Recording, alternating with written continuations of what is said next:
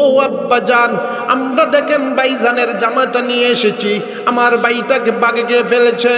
আব্বাজান বলতেছে ক্বালা বাল সাওয়ালাত লাকুম আনফুসুকুম আমরা ফাসাবরুন জামিল ওয়াল্লাহুল মুস্তাআনু আলা মা তাসিফুন। বাবা বলে, ও আমার সন্তানেরা, ওরে ইয়াহুদা, ওরে শামাউন, ও জাদ্দে, ও রুবেল, শুনো, তোমরা যেই বিষয়টা আমার কাছে উপস্থাপনা করেছ এটা আসলে সত্য ঘটনা নয়। বাল ক্বালা বাল সাওয়ালাত লাকুম আনফুসুকুম আমরা, কারণ তোমরা সেই বিষয়টা তোমরাই সাজায়েছ। কারণ বাগে যেই সন্তানটাকে খাবে, বাগে যেই মানুষটাকে খাবে, কাপড় সহ খাবে, অথবা কাপড়গুলো চিরা ফেরা হবে, কিন্তু আমার ইউসুফের কাপড় কোনো চিরা নাই, আমার ইউসুফের কাপড়টা ভালো আছে। তার মানে তোমরা কৃত্রিম রক্ত দিয়া সেই জামাটাকে ভরাইয়া নিয়ে এসেছো, সেই জামাটাকে রক্তে তোমরা আবৃত করেছো। সুতরাং আমার সন্তানকে বাগে খাই নাই, বাগে খাই নাই। এবার বলেন, যেই কাজটা তোমরা করেছো ফাসাবরুন জামিল, আমার কোনো অভিযোগ নাই, আমার তোমাদের ব্যাপারে কোনো অভিযোগ নাই। আমার মহান আহকামুল হাকিমিন রব্বুল আলামিনের কাছে আমি সবুর করেছি। এখানে একটি শিক্ষণীয় বিষয় হলো, যদি আপনি যে কোনো বিপদে পড়েন, যদি সবুর করেন, আল্লাহ তার চেয়ে উত্তম জিনিস আপনাকে দিয়ে দিবে। যেমন ইউসুফ আলাইহিস সালামের সেই ঘটনা শুনে বাবা কিন্তু ইচ্ছা করলে ভাইদেরকে মারতে পারতো, বা কাউকে মানে বিভিন্নভাবে ব্যবস্থা করে ভাইদেরকে হত্যা করতে পারতো। পারতো কি পারতো না? আইনের আওতায় যেত, বা যে কোনোভাবে ভাইদের সেই ব্যবস্থা করতো, কিন্তু কিছুই করে নাই, সবুর করেছেন আল্লাহর কাছে। সেই সবুর করাতে আল্লাহ পূর্ণবার আবার ইউসুফকে হযরত ইয়াকুব আলাইহিস সালামের কাছে প্রেরণ করেছে। তাহলে বাবা তো জানতে পারলো সেটা মিথ্যা কথা, বানোয়াট। এখন বললেন যে আমি আমার মালিকের কাছে সাহায্য চাই, তোমাদের সাহায্যের আর প্রয়োজন নেই। বাবা বলতেছেন ওয়াল্লাহুল মুস্তাআনু আলা মা তাসিফুন, ও আমার সন্তানেরা, তোমরা যেই কার্যকলাপ করেছো, যেই কাজটুকু তোমরা করেছো, আমি আমার মালিকের কাছে, আমি আমার রবের কাছে, আমি আমার স্রষ্টার কাছে সেই ব্যাপারে আশ্রয় চাই। আমি আর কারো কাছে আশ্রয় চাই না। আল্লাহ সেই প্রতিদান দিবে, আল্লাহ সেই সবুরের প্রতিদান আমাকে দান করবেন। হযরত ইয়াকুব আলাইহিস সালাম সেই কথা বলার পরে এবার আমি বলতেছিলাম যে ভাইদের মধ্যে 10 ভাইয়ের মধ্যে প্রথম ভাইটার নাম ছিল ইহুদা। ইহুদার উদ্দেশ্য ছিল রে ইউসুফকে বাঁচাইয়া দেওয়া। ইহুদার উদ্দেশ্য ছিল যে কোনোভাবে আমার ভাইটাকে বেঁচে যাক, অর্থাৎ তাকে প্রাণে না মেরে জীবন ভিক্ষা তাকে দেওয়া হোক। কথা বলেন ঠিক কিনা? এবার ঈশার সময় যখন সেই আলোচনাটা হলো, আলোচনা করার পরে সকলে নিজ স্থানে চলে গেল, বিবির কাছে চলে গেল, প্রত্যেকের বাসা বাড়িতে চলে গেল। এইদিকে সব যখন ঘুমের ঘরে চলে গেল, ওই যে ইহুদা বড় ভাইটা বললাম না সভাপতি ছিল, আমির ছিল, ওই ভাইটা চিন্তা করে দেখা যায় সব ঘুমের ঘরে চলে গেছে। আহা, আমার ভাই যদিও মা বৈমাত্রীয়, মানে মা আপন না, কিন্তু বাবার তো ছেলে, কি কথা ঠিক কিনা? এক রক্তের ভাই, তো সেই ভাইটাকে আজকে কুয়াতে পড়ে থাকবে। আচ্ছা যাক, রাত্র গভীর হয়েছে, সবগুলো ঘুমের ঘরে চলে গেছে। এবার ইহুদা ঘুম থেকে জাগ্রত হয়ে কয় সে কিছু খাবার সাজালো, কিছু খাবার নিয়ে এবার বলে যাক, সকলে যখন ঘুমের ঘরে চলে গেছে, আমি গিয়ে দেখি কুয়ার কি অবস্থা, আমার ভাইটা জীবিত আছে না মারা গেছে। যদি জীবিত থাকে আমি কিছু খাবার নিয়ে যাব, বালতির মধ্যে আমার ভাইকে দিব, সেই ভাইটা খেয়ে কমপক্ষে তার জীবনটা বেঁচে যাবে। কথা বলেন ঠিক কিনা? সব যখন ঘুমের ঘরে চলে গেল, এই আয়াতের তাফসিরে আল্লামা কাজী সানাউল্লাহ পানিপতি রহমতুল্লাহ আলাইহি বলেন 3 দিন ইউসুফ আলাইহিস সালাম সেই কুয়াতে ছিল। 3 দিনের মধ্যে 2 দিন বড় ভাইটা খাবার দিয়েছে। জোরে বলেন সুবহানাল্লাহ। সব যখন ঘুমের ঘরে চলে গেল, বড় ভাইটা চিন্তা করে বাবার সন্তানটা আমার তো রক্তের ভাই, যদিও মা এক নয় কিন্তু বাবা এক। ইয়াহুদা এবার চলে গেল খাবার নিয়ে, কুয়ার পাশে গিয়ে বালতির মধ্যে খাবার দিয়ে নিচে দেয়। নিচে খাবার দেওয়ার সাথে সাথে দেখা যায় আবার যখন বালতি টানে, বালতি টানার পরে বালতির খাবার শেষ হয়ে যায়। এবার বড় ভাই ইয়াহুদার মনে একটু শান্তি আসে, রে আমার ভাইটা জীবিত আছে, মনে হয় আমার ভাইটাই আমার খাবার খেয়েছে। প্রথম দিন আবার সাবধান, যদি তারা জানে যে আমি খাবার নিয়ে আসছি আমি তো শেষ হয়ে যাব। তো ইয়াহুদা এইভাবে প্রথম দিন খাবার দিয়ে আইসা চুপচাপ, তার বিবিকেও জানান নাই, চুপচাপ ঘরে আইসা আবার শুয়ে পড়েন। আবার যখন পরের দিন হয়, পরের দিন ভাইটা চিন্তা করে, সারাদিন কিন্তু চিন্তা পেরেশান, আমার ভাইটা কি অবস্থা রে, বাবার সন্তানটা কি অবস্থা। যখন রাত্র গভীর হয়ে যায়, রাত্র গভীর হওয়ার পরে প্রত্যেকটি বাইকে চেক করে, কি করে চেক দেয় যে ঘুমাইছে কিনা। আবার যদি না ঘুমায়, জানে আমি কুয়াতে গেছি, বলবো যে হেও ষড়যন্ত্রের মধ্যে আছে, তো সে তো বাবার কাছে ব্যক্ত করে দিবে। সুতরাং ইয়াহুদা গভীর রাত্রে কুয়ার পারে যায়, আবার কিছু খাবার নিয়ে ওই কুয়াতে রেখে দেয় বালতির মাধ্যমে। আবার ইউসুফ পয়গম্বর আলাইহিস সালাম খাবার খায়। কিছুক্ষণ পরে বালতি যখন টান দেয়, বালতি যখন কুয়া থেকে বের হয়, দেখা যায় খাবারগুলো শেষ। ইয়াহুদার প্রাণে বড় শান্তি, ভাইটা এখনো কুয়াতে বেঁচে আছে। ভাই এখনো কুয়াতে বেঁচে আছে, কিন্তু তুলতে পারে না। যদি তুলে আর জানতে পারে ভাই শেষ হয়ে যাবে। এবার দ্বিতীয় আয়াত সংখ্যা হলো ৬,২৩৬টি আয়াত। এর মধ্যে ৪৯৭টি আয়াত হলো বিধিবিধানের। কতটি আয়াত? ৪৯৭টি আয়াত হলো বিধিবিধানের। বাকি যে আয়াতগুলো আছে, কিছু আয়াত আল্লাহ সুবহানাহু ওয়া তাআলা নাযিল করেছেন জান্নাতের সুসংবাদ দেওয়ার জন্য, কিছু আয়াত নাজিল করেছেন জাহান্নামের ভীতি প্রদর্শন করার জন্য।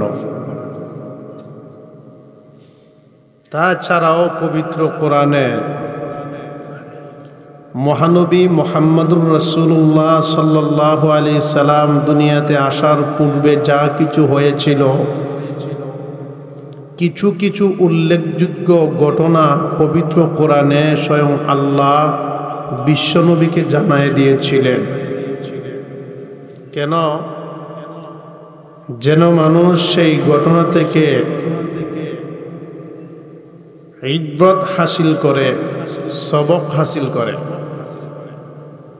তাদের সেই ঘটনা থেকে যেন মানুষ সতর্ক হয়ে যায়, তাদের সেই ঘটনা থেকে যেন মানুষ শিক্ষা পায়। এই জন্য আল্লাহ সুবহানাহু ওয়া তাআলা পবিত্র কোরআনে ৬,২৩৬টি আয়াত নাজিল করেই ৬,২৩৬টি আয়াতই বিধিবিধান রাখে নাই, কেবলমাত্র বিধিবিধানের আয়াত ৪৯৭টি। বাকিগুলো যেন বিধিবিধানগুলো মানতে সহজ হয়ে যায়। কিছু আয়াত ঘটনার মাধ্যমে, কিছু আয়াত সুসংবাদের মাধ্যমে, কিছু আয়াত ভীতি প্রদর্শনের মাধ্যমে মানুষদেরকে সতর্ক করা, যেন তারা পূর্ণাঙ্গভাবে বিধিবিধানের আয়াতগুলো পালন করতে পারে। সেদিকেই আল্লাহ সুবহানাহু ওয়া তাআলা লক্ষ্য করে পবিত্র কোরআনুল কারীমের পূর্ণাঙ্গ একটি সূরা নাজিল করেছেন একটি বিশেষ ঘটনাকে কেন্দ্র করে। যেই ঘটনাটার মধ্যে বেদিনদের জন্য শিক্ষণীয় বিষয় আছে, মুসলমানদের জন্য সবক আছে, জালেমদের জন্য সতর্কবাণী আছে। কথা ঠিক না বেঠিক? আল্লাহ সুবহানাহু ওয়া তাআলা পবিত্র কোরআনে সংক্ষিপ্ত আকারে পূর্ণাঙ্গ ঘটনা আর কোন সূরাতে আল্লাহ নাজিল করে নাই। সূরা ইউসুফে যেমনই ভাবে আল্লাহ সুবহানাহু ওয়া তাআলা পূর্ণাঙ্গ ঘটনা নাজিল করেছেন। পবিত্র কোরআনে সূরা ইউসুফের আয়াত সংখ্যা হলো 111টি আয়াত।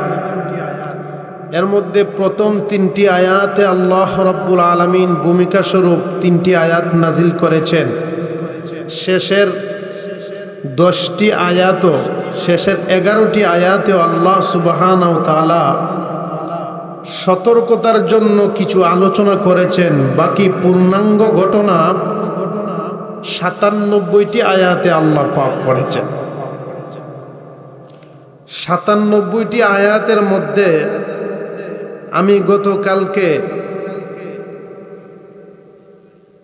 12টি আয়াত আপনাদের সম্মুখে তিলাওয়াত করেছিলাম। যদিও 12টি আয়াত তিলাওয়াত করি, কিন্তু 12টি আয়াতের পূর্ণাঙ্গ তাফসির করা হয় নাই, তরজমাও করা হয় নাই, সাদামাটা অর্থ করা হচ্ছে।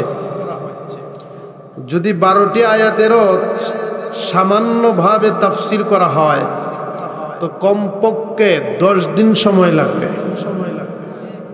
আরো জোরে বলেন সুবহানাল্লাহ। তো বাকি থাকবে আরো প্রায় 85টি আয়াত। তো 12টি আয়াতে যদি 10 দিন সময় লাগে তো মোটামুটি 85টি আয়াত আরো ওই রকম ভাবে প্রায় 50-60 দিন সময়ের প্রয়োজন। যদি সারসংক্ষেপ আলোচনা করা যায়, মোটামুটি ধারাবাহিকভাবে 3 মাস আলোচনা করলে সূরা ইউসুফের শেষ প্রান্তে যাওয়া যাবে। আর আপনারা যেভাবে তাফসির মাহফিল প্রতি বছর করেন, ওইভাবে যদি প্রতি বছর তাফসির মাহফিল করান আর প্রতি বছরে যে কোনো একজনে সূরা ইউসুফের যেখান থেকে শুরু করা হচ্ছিল ওই তারপর আয়াত থেকে শুরু করেন, তারপরে ওইভাবে 90 বছরের প্রয়োজন পড়বে একদিন করে। তো আমি এত দীর্ঘায়িত আলোচনার মধ্যে যাব না। গতকালকের যে আলোচনা হয়েছিল সেটা তো হয়েছেই, আজকে সামনে থেকে আলোচনা করব ইনশাআল্লাহ।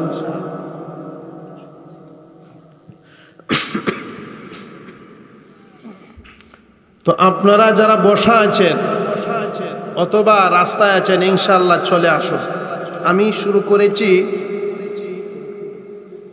গতকালকের আলোচনার পর থেকে ইনশাআল্লাহ শুরু করব। শুধুমাত্র একটি আয়াতের পূর্ণাঙ্গ রিপিট দিচ্ছি বিষয়টা বোঝার জন্য। আল্লাহ বলে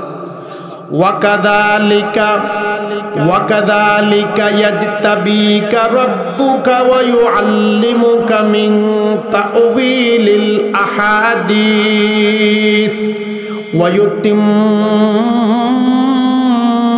নি'মাতাহু আলাইকা ওয়া আলা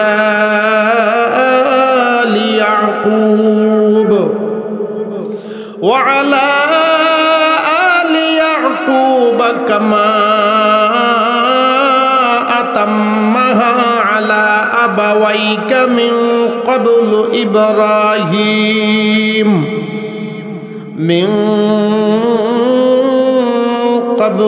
ইব্রাহিম ওয়া ইসহাক ইন্না রাব্বাকা আলীমুন হাকীম। আমি শুধু কেবল গতকালকের একটি আয়াত রিপিট দিচ্ছি যেন আপনারা একটু বুঝতে পারেন বিষয়টা।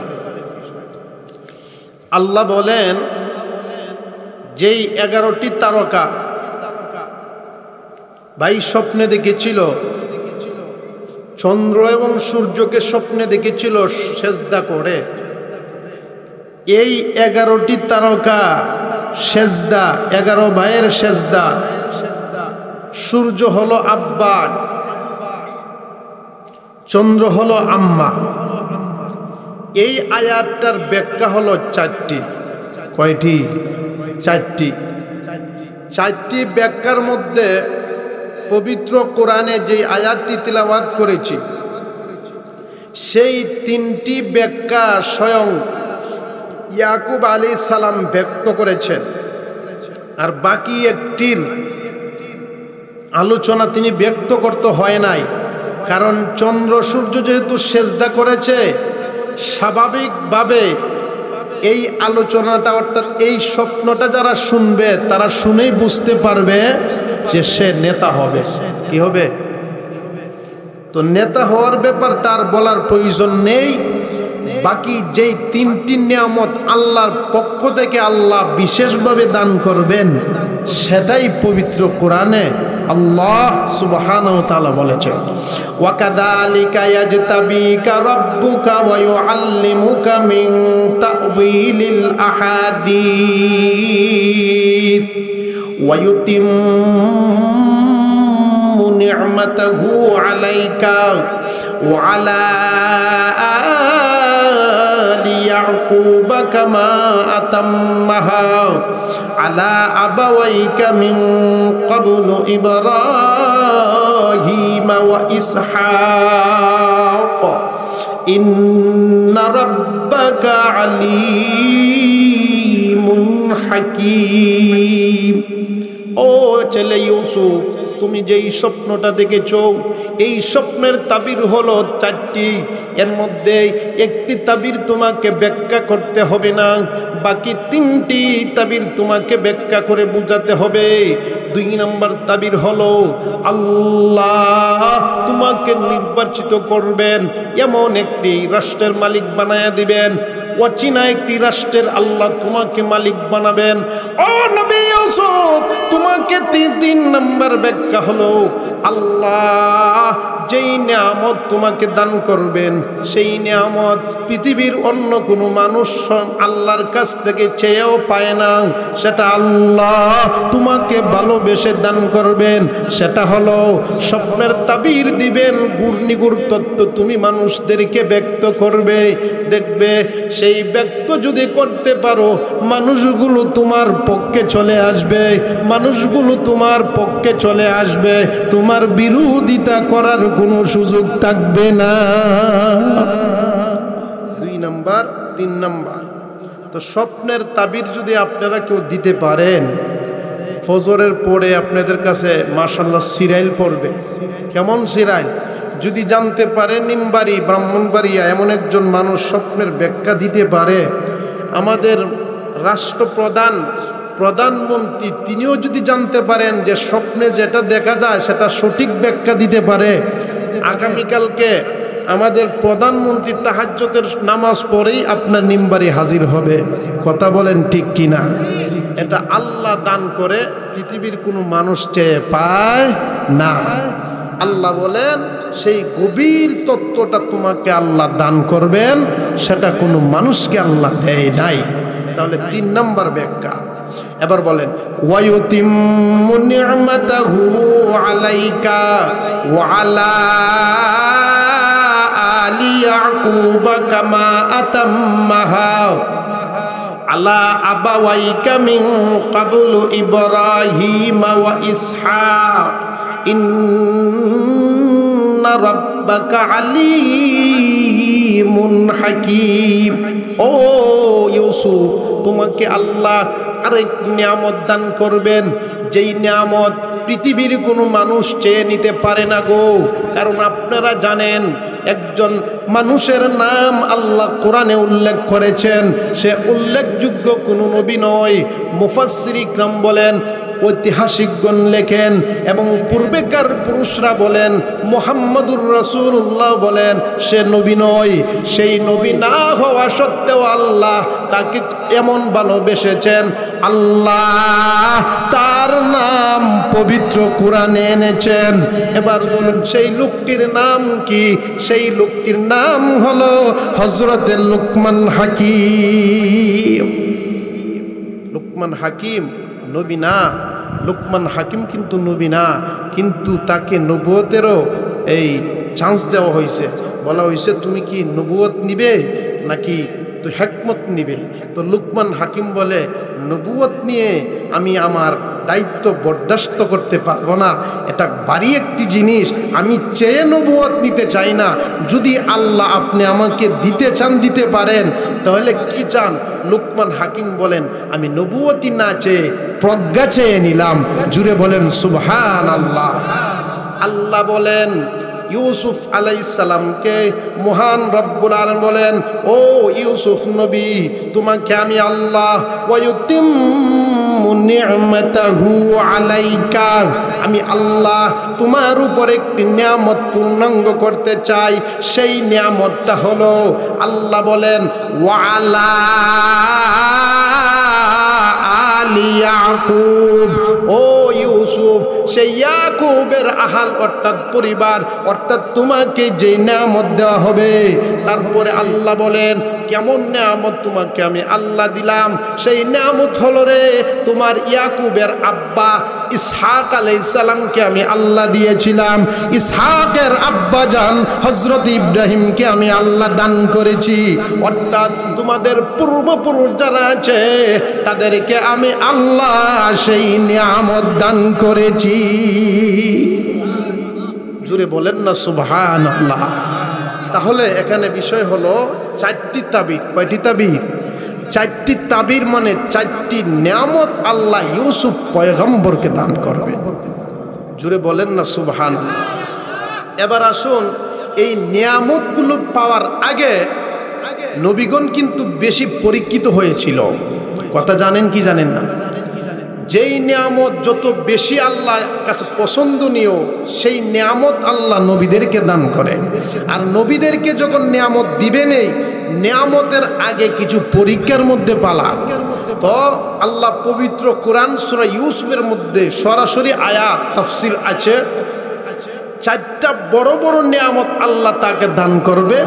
চারটা নিয়ামত দেওয়ার আগে, প্রত্যেকটা নিয়ামতের আগে তার বড় বড় একটি পরীক্ষা আসবে। সেই পরীক্ষাতে, অনেক পরীক্ষাতে জীবন বাঁচানো দায় হবে, অর্থাৎ ঝুঁকিপূর্ণ পরীক্ষা।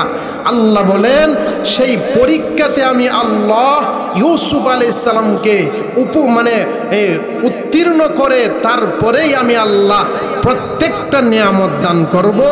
আর এই চারটা তাবিরের যেই ব্যাখ্যা আছে, 100 নম্বর আয়াত পর্যন্ত যদি আপনি শেষ করতে পারেন, এই চার তাবিরের ব্যাখ্যা হবে। এই চার তাবিরের ব্যাখ্যা যদি দিতে হয়, ইউসুফ আলাইহিস সালাম সূরা ইউসুফ অর্থাৎ 100 নম্বর আয়াত পর্যন্ত পৌঁছতে হবে। তাহলে 100 নম্বর আয়াত যেদিন পৌঁছবেন, সেদিন এই চার স্বপ্নের তাবিরের ব্যাখ্যা শেষ হবে। জুড়ে বলেন সুবহানাল্লাহ। এবার আমি আর পূর্বের আলোচনা করতে চাই না, আমি আমার মূল আলোচনার দিকে চলে যাই। অসুবিধা হবে আপনাদের? মনোযোগ সহকারে শুনবেন তো ইনশাআল্লাহ। বলেন গতকালকের আলোচনা কি ছিল? বুঝলা গেলেন? কুয়ার মধ্যে পালানো হয়েছে, কুয়ার মধ্যে পালানো হয়েছে। আল্লাহ সেই ব্যাপারেই বলেছেন। আল্লাহ বলেন فَلَمَّا ذَهَبُوا بِهِ وَأَجْمَعُوا أَنْ يَجْعَلُوهُ فِي غَيَابَتِ الْجُبِّ وَأَوْحَيْنَا إِلَيْهِ لَتُنَبِّئَنَّهُمْ بِأَمْرِهِمْ هَذَا وَهُمْ لَا يَشْعُرُونَ। 22 ষড়যন্ত্র করলো ইউসুফ আলাইহিস সালামকে গয়াবাতিল জুব্বি অর্থাৎ অন্ধকূপে নিক্ষেপ করবে। এবার সকলে তাকে নিক্ষেপ করতে উদ্বুদ্ধ হলো। আল্লাহ বলেন জিব্রাইল যাও আমার বন্ধুর কাছে, পয়গম্বর ইউসুফ আলাইহিস সালামের কাছে যাও। এবার জিব্রাইল ইউসুফ আলাইহিস সালামকে যখন হাত পা গুলো বেঁধে দিল, হাত পা বেঁধে যখন কুয়ার মধ্যে নিক্ষেপ করবে, ইতিমধ্যে আল্লাহ বলেন জিব্রাইল রে, যতগুলো শক্তি তোমার আছে অর্থাৎ সমস্ত শক্তি প্রয়োগ করে ইউসুফ পয়গম্বর কুয়ার ভিতরে যাওয়ার আগে তুমি হাজির হয়ে যাও। ইউসুফ আলাইহিস সালাম কুয়ার পাশে যখন রাখা হয়, কুয়ার মধ্যে ছেড়ে দিবে, ইতিমধ্যে জিব্রাইল আইসা ইসরাইলের পাখা কুয়ার ভিতরে রাখা হয়। তাফসির কারক লেখেন জিব্রাইল একটা পাথর ছিল, সেই পাথরটাকে উপরে করে রাখেন, আর পয়গম্বর ইউসুফ আলাইহিস সালাতু ওয়াস সালাম ওই পাথরের মধ্যে বসেন। জুড়ে বলেন সুবহানাল্লাহ। যে কুয়াতে পালানো হয়েছিল, বাঁচার কথা নয়, বাঁচাইছেন কে? আরো জুড়ে বলেন কে? আল্লাহ। আল্লাহ বাঁচাইছেন। তো ইউসুফ আলাইহিস সালাম উলঙ্গ ছিলেন। ওই যে গতকালকে বললাম যে তাবিজটা তার মধ্যে জান্নাতি পোশাক তাকে পরানো হয়েছে। এবার ইউসুফ আলাইহিস সালামকে 10 ভাই রেখে, তাদের তো দায়িত্ব শেষ, বাবার কাছ থেকে দূরে সরাইয়া দিল। 10 ভাই খুব সুন্দর করে করা যায় কি, এখন তো বাবার কাছে গিয়ে একটা সান্ত্বনা দিতে হবে, আমার বাবাকে তো গিয়ে বলতে হবে যে এই সমস্যা, বলে 10 জন পরামর্শ কিন্তু একটা থাকতে হবে। আবার যদি কেউ এক কথা বলে অপরজন আরেক কথা বলে, বাটবাড়ি ধরা পড়বে। কি কথা ঠিক কিনা? পরামর্শ কি, যে একটা কাজ করি, বলি যে আমরা জঙ্গল আর বাঘে আমার বাইকে কে ফেলছে, বাবার কাছে যে উপস্থাপন করি, এই কথাটাতে সকলের সমর্থ থাকতে হবে। কি কথা ঠিক কিনা? যদি সকলের সমর্থ থাকেন তাহলে ব্যক্ত করতে, কথাটা উপস্থাপনা করতে সুবিধা হবে, আর বাবাও সেটা গ্রহণ করেন। কথা বলেন ঠিক কিনা? যাই হোক, পরামর্শ শেষ, আসতেছে খুব ভালো করে সুফি বা দরবেশ। আল্লাহ সেই ব্যাপারে পবিত্র কোরআনে বলেন, ওয়াজাউ আবাহুম ইশাআন ইয়াবকু, ওয়াজাউ আবাহুম, অর্থাৎ তারা সকলে হাজির হয়ে গেল বাবার কাছে। এসে বলে, ও বাবা, আমরা যখন আমার ভাই ইউসুফ আলাইহিস সালামকে নিয়ে গেলাম, নিয়ে যাওয়ার পরে জঙ্গলের মধ্যে থেকে একটা বাঘ আসলো।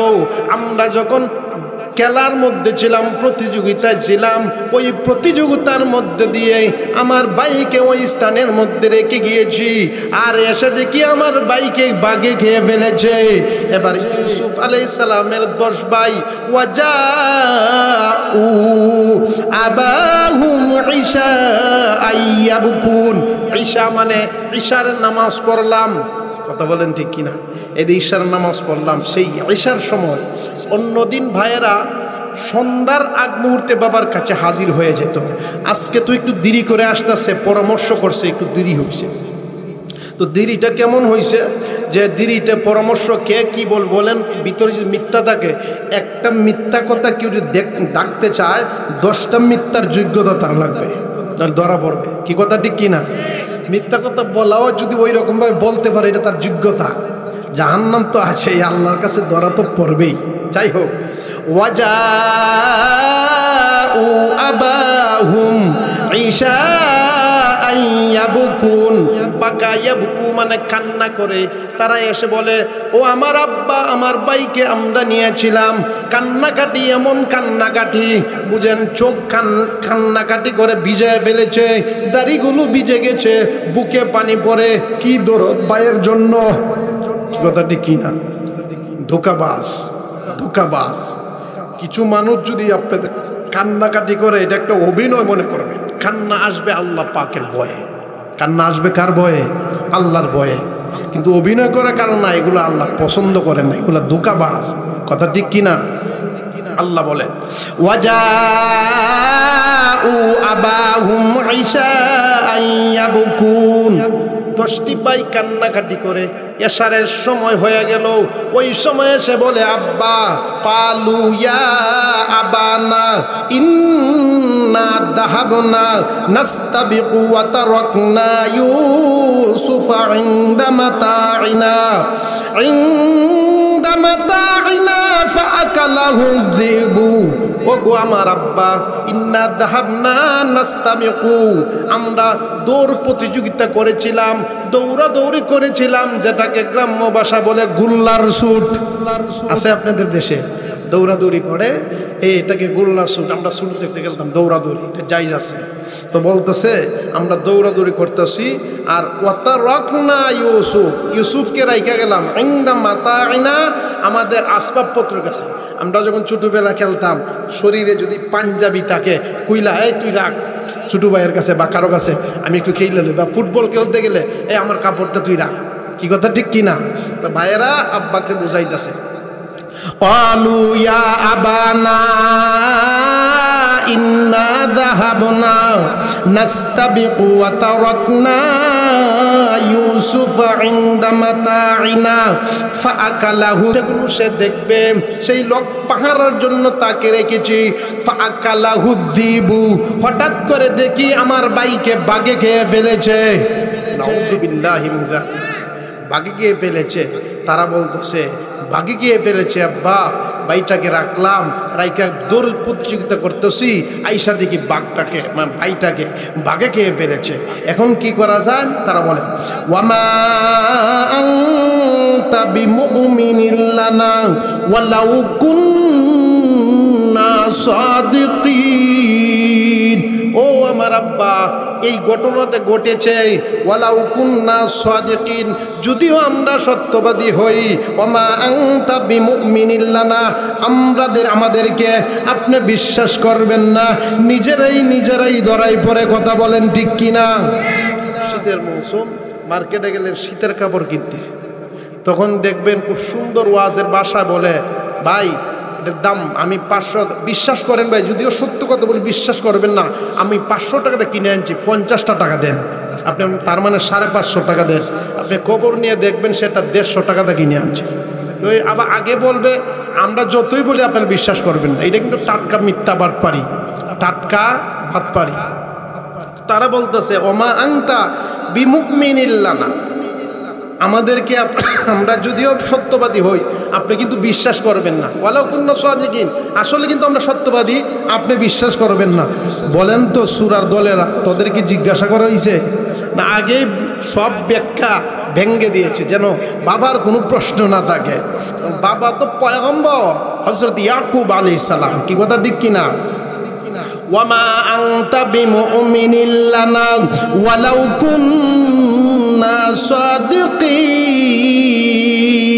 ও আমার আব্বা, আমার ভাইকে বাঘে খেয়ে ফেলেছে, সেই কথাটুকু আপনি বিশ্বাস করবেন না, যদিও আমরা সত্যবাদী হই। ও আমার আব্বা জান, আপনি আমাদেরকে বিশ্বাস করুন। তো এইভাবে ওয়াজ করার পরে এবার বলতেছে যে আমার ছেলেকে বাঘে খাইছে, কোনো প্রমাণ আছে, ডকুমেন্ট আছে? হ্যাঁ, ডকুমেন্ট ছাড়া আমরা কথা বলি না, কারণ আমরা সত্যবাদী। এরা সত্যবাদী, কি সত্যবাদী? ডকুমেন্টটা কি? আল্লাহ পবিত্র কোরআনে বলেন ওয়াজাউ আলা কামিসিহি বিদামিন কাযিব ক্বালা বাল সাওয়ালাত লাকুম আনফুসুকুম আমরা ফাসাবরুন জামিল ওয়াল্লাহুল মুস্তাআনু আলা মা তাসিফুন। ও আমার আব্বা, আমার ভাইকে বাঘে খেয়ে ফেলেছে, সেটার ডকুমেন্ট আমাদের কাছে আছে। কি ডকুমেন্ট আছে? যে আমার ভাইটার জামাটা আমরা নিয়ে আসছি, গিয়ে দেখি বাঘে খেয়ে ফেলছে, জামাটা পরে আছে। আমরা ভাবলাম আব্বার কাছে যদি জামাটা দেই তারপরেও একটু সান্ত্বনা আসবে। কথা বলেন ঠিক কিনা? তাই নাকি? বলে হা ওয়াজাউ আলা কামিসিহি বিদামিন কাযিব। তো জামাটা আবার এমন জামা, যেই বাঘে জামাটাকে খেয়েছে জামাটা একটুও পারে নাই, একটু চিরে নাই, ভালো জামা। তো বাবাকে বিশ্বাস করানোর জন্য কি করেছে? হাদিসের মধ্যে রাসূলুল্লাহ বলেছেন, মুফাসসিরিন বলেছেন যে একটি ছাগল ছানা অথবা একটি বাঘের বাচ্চাকে ধরে মেরে তার রক্তটাকে ওই জামার মধ্যে ভালো করে মানে লাগাই দিয়েছে, জামার মধ্যে মিক্স করে বাবার কাছে হাজির করছে। তো হাজির করছে, বাবা বলতেছেন, হাতে যখন বাবা জামাটা নিছে, জামাটা নিয়ে বলতেছে রাহা আমার সন্তানেরা বলেছে বাঘে আমার ছেলেটাকে খেয়েছে। তো এমন এক শিক্ষিত বাঘই খেয়েছে যে সন্তানটাকে খেতে গিয়ে জামাটা একটু ফাড়ে নাই, খুব সুন্দর করে খুলে সুস্থভাবেই খেয়েছে।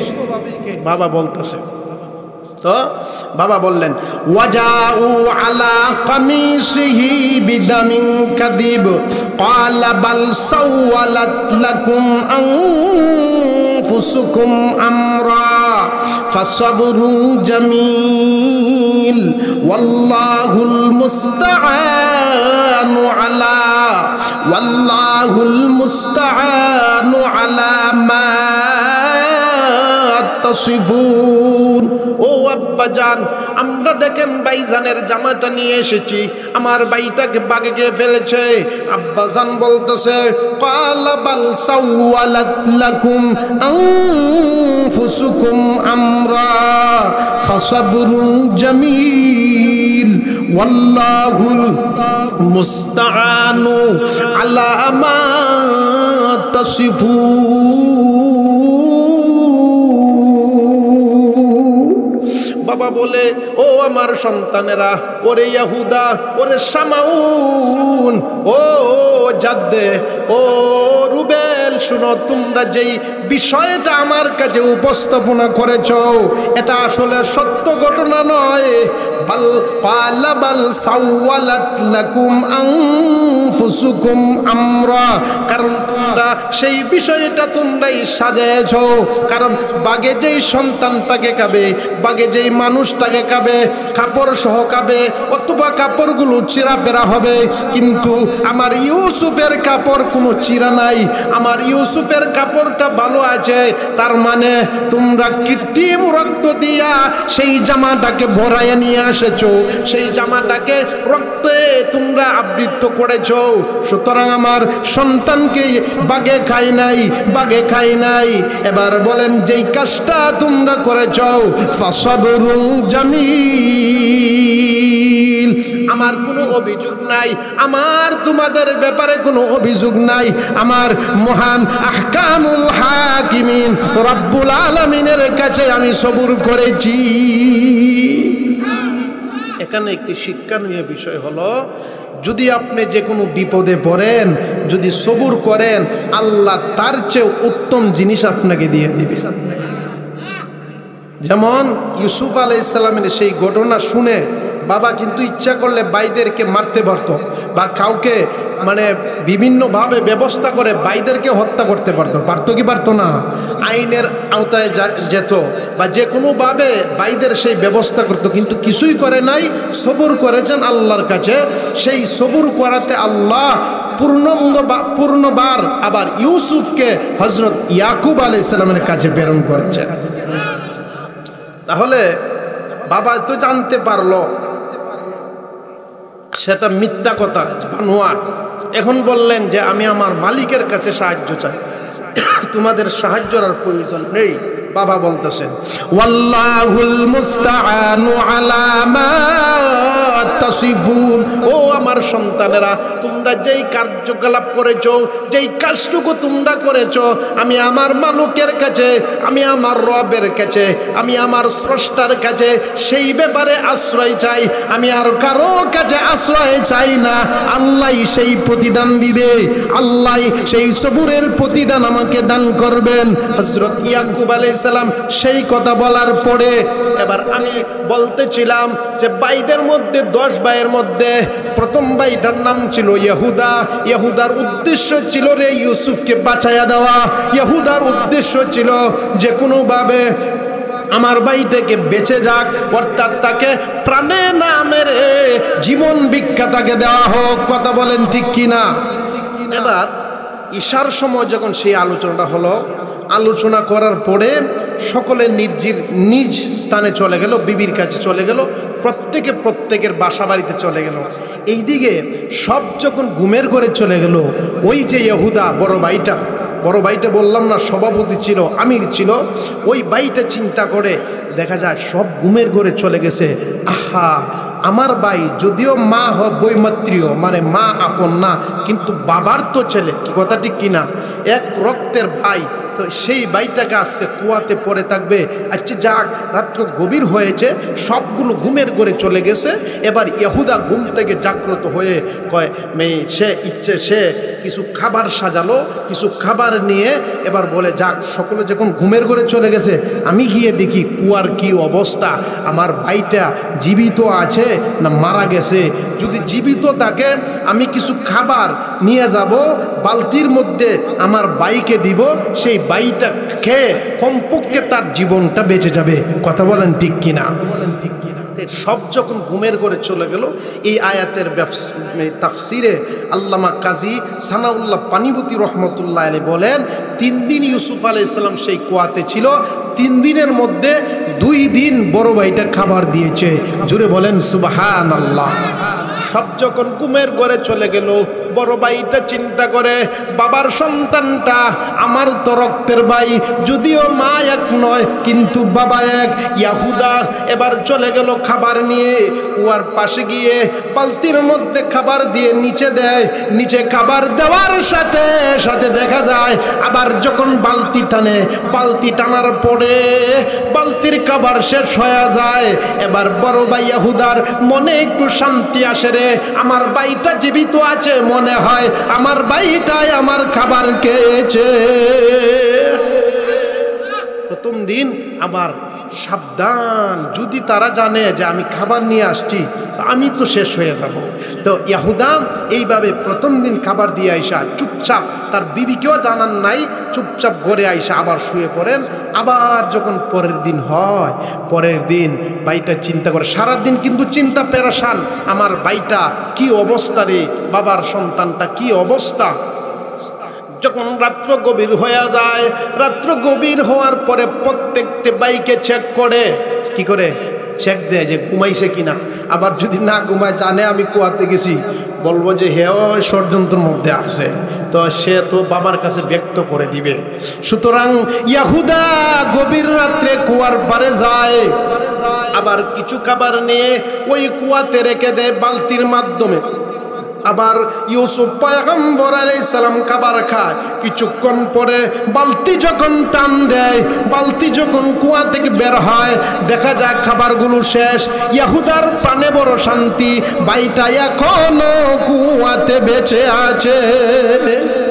ভাই এখনো কুয়াতে বেঁচে আছে, কিন্তু তুলতে পারে না। যদি তুলে আর জানতে পারে ভাই শেষ হয়ে যাবে। এবার দ্বিতীয় দিনের ঘটনা, তৃতীয় দিন আবার যখন রাত্রটা গভীর হয়ে গেল, ভাই চিন্তা করে আমার ভাইটাকে একটু দেখে আসি, খাবার দিয়ে আসি। এবার ইউসুফ আলাইহিস সালামের ভাই ইয়াহুদা এবার কিছু খাবার নিয়ে যায় কুয়াতে। খাবার যখন কুয়াতে দেয়, কিন্তু আজকে দেখা যায় খাবার কেউ খায় না, খাবার খাওয়ার মতো কেউ নাই। এবার ইউসুফ আলাইহিস সালামের ভাই ইয়াহুদা চিন্তা করে, রে ভাইটা কি মারা গেল না বেঁচে আছে। আবার দেখা যায় বিশাল অনেক দূরে লক্ষ্য করে দেখে গভীর রাত্রে কিছু আলো দেখা যায়, কিছু আলো দেখা যায়। সেই আলোর মধ্যে অনেকগুলো মানুষ দেখা যায়, তার মানে কোনো কাফেলা ওই স্থানে আছে। সুবহানাল্লাহ। বিশ্বাস করলেন হয়তোবা কোনো কাফেলা ওই স্থানের মধ্যে আছে। এখন তার একটা বিশ্বস্ত হইল যে আশেপাশে আর কোথাও কোনো কুয়া নেই, কুয়া একটাই। কি একটাই, আমার ভাইটা হতে পারে ওই স্থানে নিয়ে গেছে। তার একটা ধারণা হয়ে গেছে, তার একটা কি হয়েছে, ধারণা হয়ে গেছে। এখন আবার চিন্তা করে যদি তারা নিয়ে যায়, অর্থাৎ যেই লোকগুলো তাকে নিয়ে গেছে, যদি জানতে পারে সে নিয়ে গেছে, আর যদি কোনো রকমে ফিরে আসতে পারে, তাহলে সে ধারণা করবে এটা বড় ভাইয়ে তাকে যে কোনোভাবে কলা কৌশলে বাবাকে জানাইছে, আর বাবা গিয়ে তাকে কুয়া থেকে উদ্ধার করে নিয়ে আসছে। কথা বলেন ঠিক কিনা? আল্লাহ সেই ব্যাপারে পবিত্র কোরআনে বলেন, ওয়াজাআত সাইয়ারাতুন ফাআরসালু ওয়ারিদাহুম ফাআদলা দালওয়া ক্বালা ইয়া বুশরা হাযা গুলাম ওয়া আসরুহু বিদআ ওয়াল্লাহু আলীমুম বিমা ইয়ামালুন। প্রথম দিন চলে গেল, কোনো সাইয়ারা, কোনো প্রতীক ওই দিকে আসে নাই। দ্বিতীয় দিন যখন চলে গেল, কোনো প্রতীক ওই দিকে আসে নাই। তৃতীয় দিন যখন হয়, দেখা যায় একদল প্রতীক ওই দিকে চলে যাচ্ছে। দূরে তাদের কুয়া, দূরে তাদের এই তাঁবু গাড়ছে। আবার বলে দিয়েছে ওই জায়গা কুয়াতে দেখো পানি ভালো আছে না খারাপ আছে। তারা দেখবেন ওই কুয়ার মধ্যে তাদের বালতি নিক্ষেপ করবে, বলবে আগে দেখবে পানি ভালো আছে না খারাপ পাচ্ছে, পানি কি খাবারের উপযুক্ত কি উপযুক্ত কিনা সেই ব্যাপারটা জানার পরে তাদেরকে সুসংবাদ দিবে, তাদেরকে খবর জানাবে, তারা জেনে ওই স্থান থেকে পানি নিবে। এবার তৃতীয় দিন যখন হলো, আল্লাহ সেই ব্যাপারে পবিত্র কোরআনে বলেন, ওয়াজাআত সাইয়ারাতুন ফাআরসালু ওয়ারিদাহুম ফাআদলা দালওয়া। তৃতীয় দিনের মধ্যে একদল কাফেলা আসলো এবং তারা একজন লোককে পাঠালো। সেই লোকটার নাম তাফসীর কারক লেখেন মালিক ইবনে দুবুর। নাম কি? মালিক ইবনে দুবুর। তাকে পাঠাইলো, ফাআরসিলু, তাকে পাঠাইলো, যাও গিয়া দেখো কূপ আছে না নাই, যদি কূপ থাকে দেখো পানি ভালো কি ভালো না, যদি থাকে আমাদেরকে খবর দিবে, আমরা পানি নিয়ে আসবো। তো মালিক ইবনে দুবুর আইসা প্রথমে বালতি নিক্ষেপ করলেন কুয়াতে। কি করলেন? বালতি কুয়াতে ছাড়লেন। ছাড়ার পরেই দেখা যায় বালতি যখন টান দিবে, ডালবুন শব্দের অর্থ হলো বালতি, ডালবুন শব্দের অর্থ কি? বালতি। সেই বালতি যখন নিক্ষেপ করলো, কুয়াতে দিল, আবার টান দিল, বলে এত বাড়ি হওয়ার তো কথা নয়, এক বালতি পানি কি এত বাড়ি হবে? বালতি দেওয়ার সাথে সাথে আল্লাহর পক্ষ থেকে হুকুম আসছে। কারণ ইউসুফ পয়গম্বর আলাইহিস সালাম যেহেতু আল্লাহ বাবার কাছ থেকে ছিনিয়ে নিয়ে কুয়ার মধ্যে আল্লাহর হুকুমেই হয়েছে, কথা বলেন ঠিক কিনা? ইচ্ছা করলে বড় ভাইয়ের বালতিতেই তিনি উঠে আসতে পারতেন, কিন্তু না, ওই দিন আল্লাহর হুকুম হয় নাই, তৃতীয় দিন আল্লাহর হুকুম হয়েছে, বালতিতে তুমি ধরো অথবা বালতিতে তুমি বসো, আল্লাহর হুকুম তুমি উঠে যাও।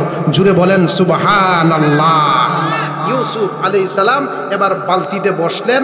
বসার পরে সে যখন বালতি টান দেয়, বালতি তুলতে চায়, তখন দেখে এত ভারী, যাই হোক যেভাবে হোক বালতি তুলছে। বালতি তোলার পরে সুবহানাল্লাহ, কত কুয়া থেকে পানি তুললাম, এত সুন্দর বালক আর পৃথিবীতে আমি দেখি নাই। জোরে বলেন সুবহানাল্লাহ। আল্লাহ বলে, ক্বালা ইয়া বুশরা হাযা গুলাম ওয়া আসরুহু বিদআ ওয়াল্লাহু আলিমুম বিমা ইয়ামালুন। মালিক ইবনে দুবুর সে যখন বালতি নিক্ষেপ করলো, বালতি তোলার পরে দেখা যায় এত সুন্দর একজন বালক, চাঁদের চেয়েও বেশি সুন্দর, দিনের বেলায় সূর্যের চেয়েও বেশি সুন্দর, রাতের বেলায় চাঁদের চেয়েও বেশি সুন্দর একজন বালক। সে বলল, ইয়া বুশরা, হে সুসংবাদ, বিশাল সুসংবাদ, হাদা গোলাম, সে তো একজন বালক। একটা চিৎকার দিয়েছে, সুবহানাল্লাহ। বলেন তো, রাত্রির অন্ধকারের মধ্যে সে একটা বালতির দিকে, এত সুন্দর একজন বালক, এত সুন্দর একজন ছেলে, যেই ছেলের দিকে তাকাইলে আর চাঁদের দিকে তাকাইলে দেখা যায় ছেলের চেহারা সুন্দর। জুড়ে বলেন সুবহানাল্লাহ। সে বললেন, ইয়া বুশরা, সুসংবাদ রে, কে আছো, কোথায় আসো? হাদা গোলাম, একটা বালক পাইছি বড় সুন্দর। সুবহানাল্লাহ। এই কথা বলার পরে সে নিজেই চিন্তিত হল, আরে আমি করলাম কি? আমি তো এটা গোপন রাখার কথা ছিল, কাফেলা তো দূরে আছে, তারা তো এখনো দেখে নাই, হয়তো বা ইয়া বুশরা হাদা গোলাম, এই সুসংবাদটা কেউ শুনে নাই। সে করছে কি, আমি জানি মিশরের একটা বাজার আছে, সেই বাজারে গোলাম বিক্রি হয়, সন্তান বিক্রয় হয়। গোলামদের বাদি গোলাম এগুলো আগে বিক্রি হইতো মিশরের বাজারে।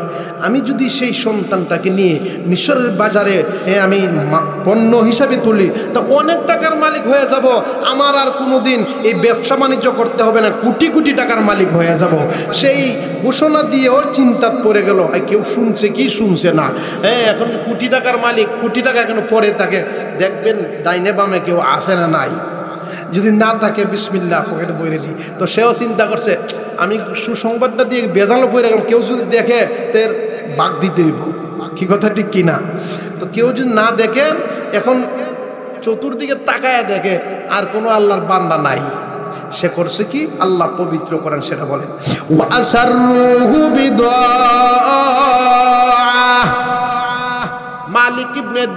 মালিক ইবনে দুবুর সেই বালকটাকে লুকাইয়া ফেললো। কিভাবে লুকাইয়া ফেললো? তার কাছে যেই কাপড় ছিল, কাপড় চোপড় দিয়ে মানে গুছাইয়া ফেললো, অর্থাৎ কেউ যেন না দেখে, কেউ যেন না দেখে। আর আল্লাহ বলেছেন আল্লাহু আলিমুম বিমা ইয়ামালুন, তোমরা যা কিছু করো আমি আল্লাহ জানি। তোমাদের কর্ম সম্পর্কে আল্লাহর জানা আছে না নাই? আর জোরে বলেন আছে না নাই? তো এই লোকটা করছে কি, নিয়ে গেল তাকে ওই কাফেলার কাছে নিয়ে গেল, কিন্তু কাফেলার মধ্যে কাফেলাতে যারা ছিল কিন্তু তাদেরকে না দেখাইতে চাইলেও বাধ্যতামূলক দেখে ফেলছে, কারণ লুকাবে কোথা, পকেটের জিনিস হইলে পকেটে বইরে দিলাম, ঢুকাইয়া দিলাম, কেউ যেন আর পকেট চেন মেরে দিলাম নাকি, কেউ দেখতে পারবে না। কেউ যদি চায় খুলে দেয় আমার পকেটে তুমি হাত দিবে কেন, কিন্তু তাকে যদি কুলে নেই বা কোনো বস্তার ভিতরে নেই, দেখার সম্ভাবনা আছে না নাই? আছে। তো সে আর গোপন করে আর পারলো না, গোপন করে আর পারলো না। আর ইহুদা যেই বড় ভাইটা ছিল, বড় ভাইটা আজকে কূপে না পেয়ে ওই লোকদেরকে ফলো করলো এবং দেখতে পারলো অনেক দূরে একটা বালকও দেখা যায়, ছোট ভাই। তো তার বিশ্বস্ত হয়েছে, মনে একটি প্রশান্ত আসছে, যাই হোক ভাইটা তো প্রাণে বেঁচে গেল, কি কথা ঠিক কিনা? কিন্তু এখানে আরেকটি বিষয় হলো, আমাকে বাঁচাইতে হলে ইহুদা বলেন যে আমাকে যদি বাঁচাইতে হয় তাহলে ওই বালকটা যেন আর বাবার কাছে না আছে, কারণ তারা নিয়েছে, নেওয়ার পরে হতে পারে তাদের কাছ থেকে ছুটে আসবে, আসার পরে এই তথ্য যদি বাবার কাছে দেয়, আমি ইহুদার দুর্নাম হবে কি হবে না? বাবা বলবে ইহুদাও ছিল, আর বড় ভাইয়েরা অন্যান্য ভাইয়েরা বলবে এই কাজটা ইহুদার দ্বারা সম্ভব, কারণ সে বাবার কাছে বলছে আর বাবাই ভাইটাকে নিয়ে আসছে। কথা বলেন ঠিক কিনা? এই চিন্তা করে যখন বালকটাকে দেখলো, দেখার পরে সে আইসা বলতেছে وشروه بثمن بخس دراهم معدودة وكانوا فيه من الزاهدين।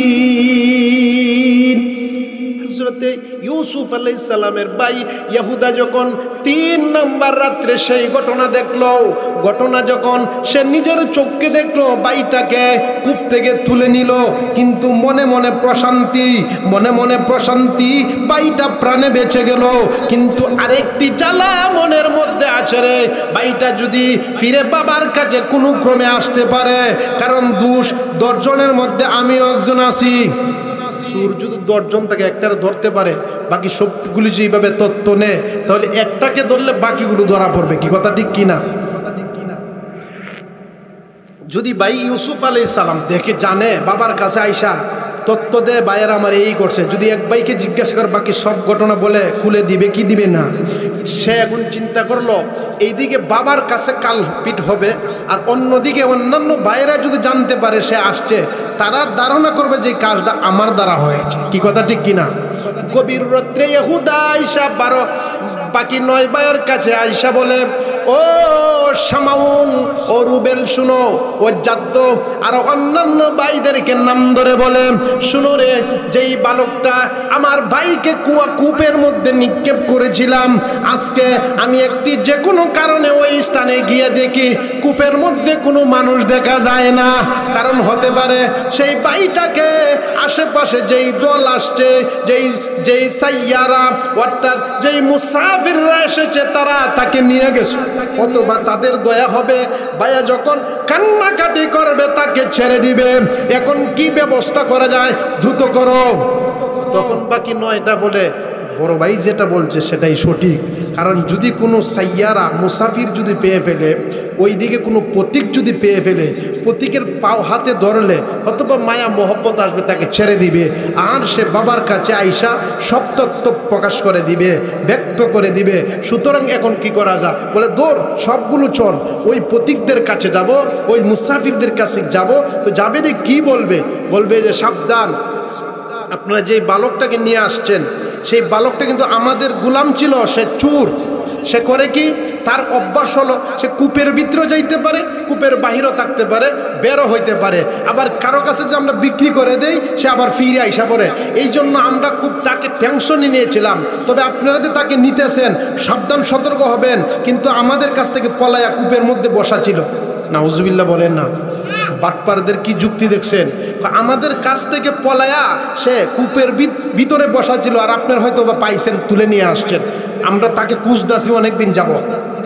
তো এইভাবে যখন বলল, তখন বললে কি করা যায়? বলে শুনেন, আমরা এত টাকা তাকে বিক্রি করবো না, সে একটা ফাজিল দুষ্ট, নাউজুবিল্লাহি মিন যালিক, আমরা কয়েক টাকার বিনিময়ে বিক্রি করে দিব, তবে তাকে ছাড়বেন না, তাকে ছাড়বেন না, সাবধান। কি কথা ঠিক কিনা? যদি বিক্রি করে দেয়, যারা খরিদ করবে তাদের ভিতরে একটা টাকার মহব্বত থাকবে, তাকে টাকা দিয়ে খরিদ করছি, সাবধান, ছাড়া যাবে না। এবার সবগুলো ভাই ঐক্যবদ্ধ হয়ে রাত্রে ওই কাফেলার কাছে গিয়ে বলতেছে,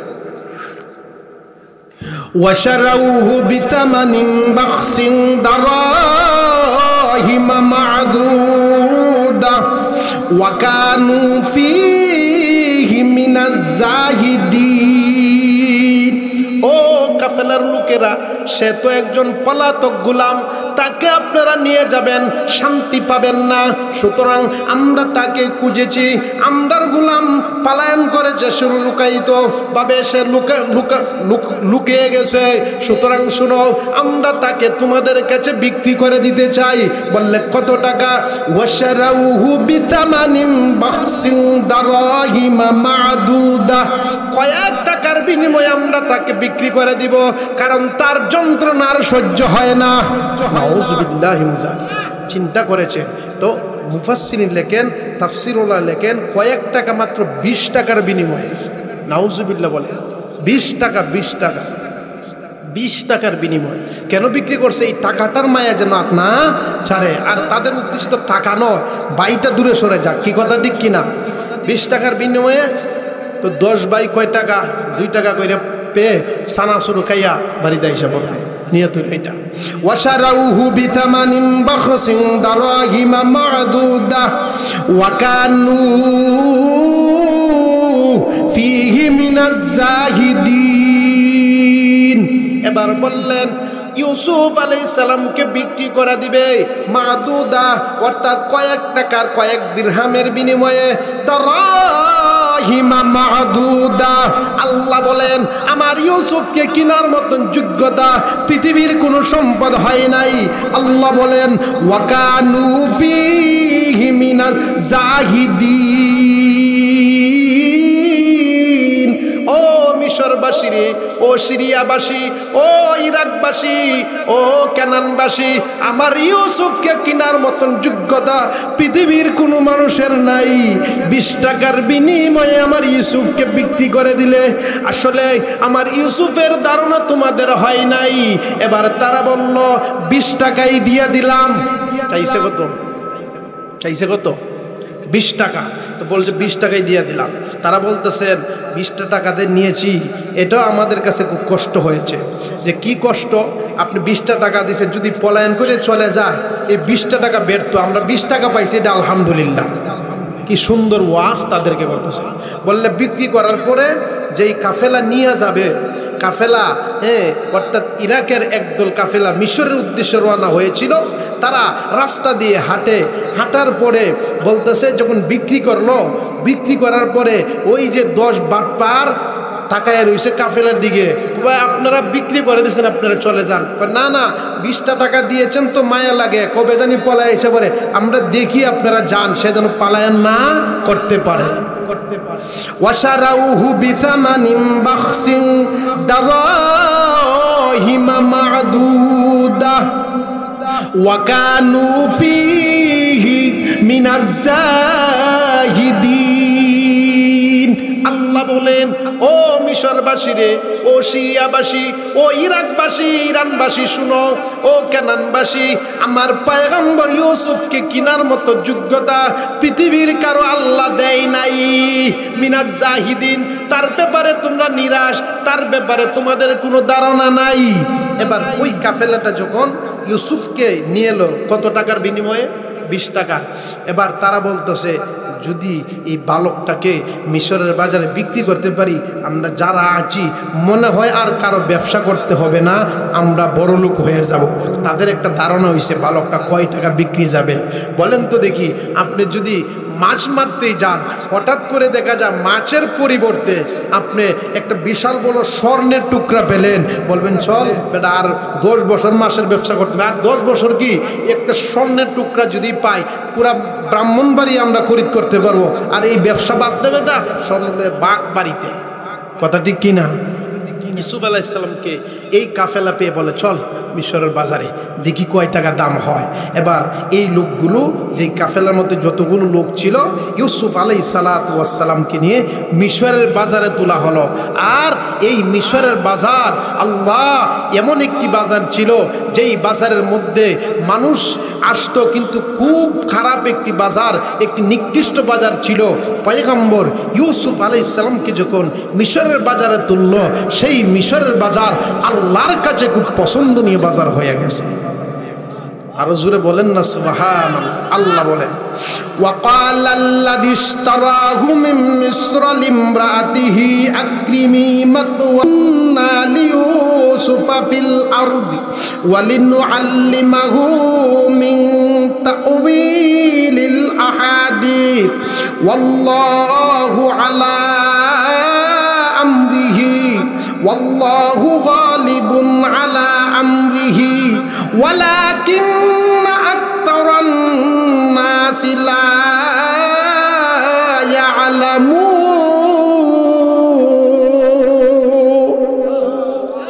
মিশরের বাজারে পয়গম্বর ইউসুফ আলাইহিস সালামকে গোলাম হিসাবে নিয়ে যখন হাজির করলো, এই বালকটাকে দেখার জন্য মানুষেরা ভিড় দিয়েছে, কারণ এত সুন্দর বালক মিশরের বাজারের জীবনে, অর্থাৎ মিশরের লাইফে আর কোনোদিন বাজারে উঠে না।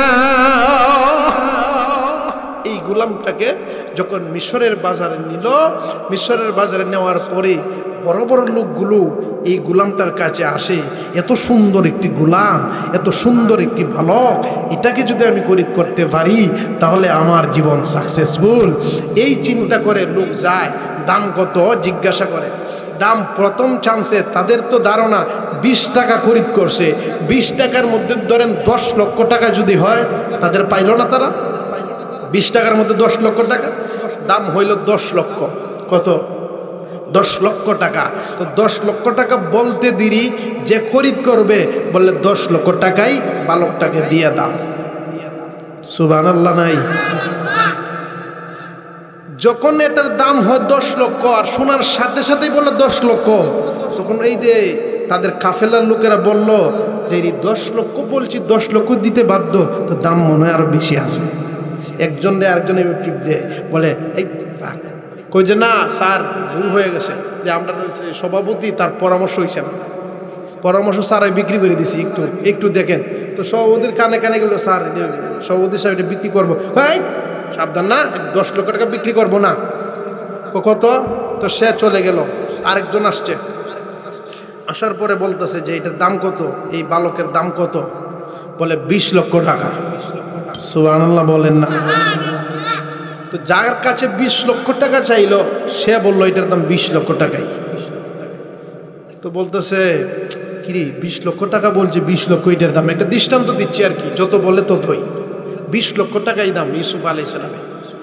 20 লক্ষ বলছি, দাম মনে হয় আরো বেশি। না স্যার, সেক্রেটারি সাহেব আমাকে গালমন্দ, আমি আসলে পরামর্শ নিছি না, এটা ভুল হয়েছে, আমি সেক্রেটারি সাহেবকে জিজ্ঞাসা করি।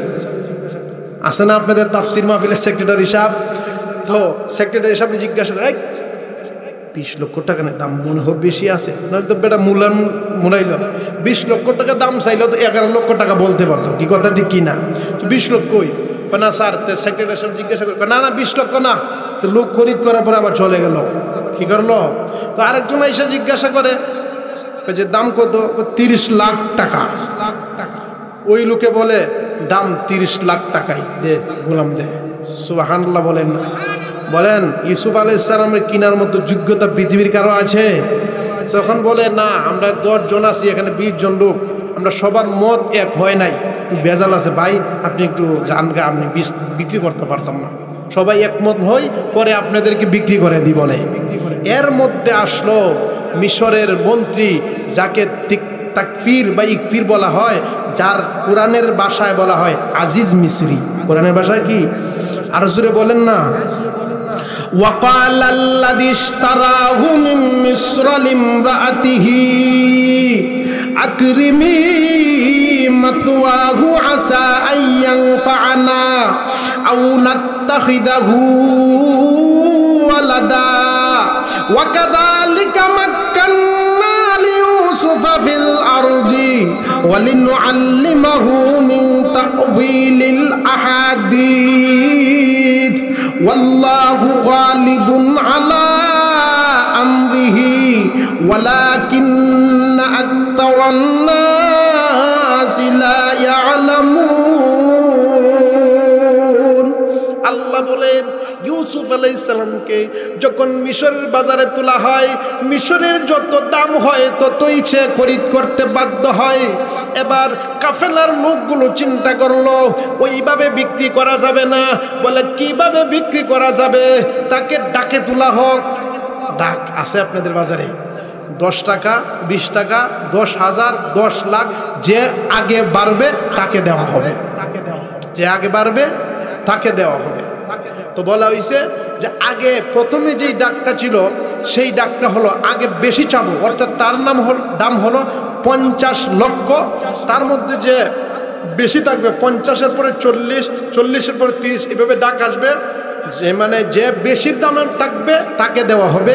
অথবা তাফসীরকারক লেখেন আরেকটি ডাক হলো তার ডাক প্রথম হবে 10 লাখ, তারপরে 20 লাখ, তারপরে 50 লাখ, অর্থাৎ যে উপরে যাবে তার পণ্য হবে। কি কথা ঠিক কিনা? আপনাদের বাজারে আছে এরকম? আগে দেখতাম এগুলো মাছ বিক্রি করতো, মাছ বাজারে বিক্রি করতো। যাই হোক, আল্লাহ বলেন হযরত ইউসুফ আলাইহিস সালাম রে ওইভাবে ডাক দিবে।